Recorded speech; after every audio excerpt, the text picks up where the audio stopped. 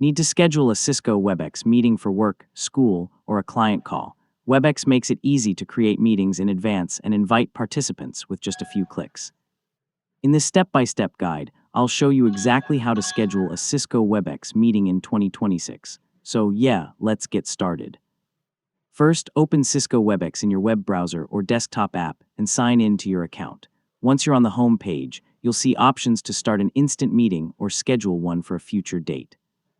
Click the Schedule button and begin filling in your meeting information. Enter a meeting title, choose the meeting date, set the start time, select the meeting duration, and confirm your time zone. Taking a moment to verify these details helps avoid scheduling mistakes. Next, add the email addresses of everyone you'd like to invite. Then review the meeting options, including the meeting password, waiting room or lobby settings, audio preferences, and host permissions.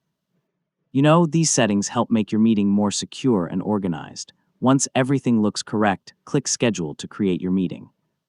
Webex will generate a meeting link and automatically send invitations to your participants. You can also copy the meeting link and share it manually through email, chat, or your preferred messaging app.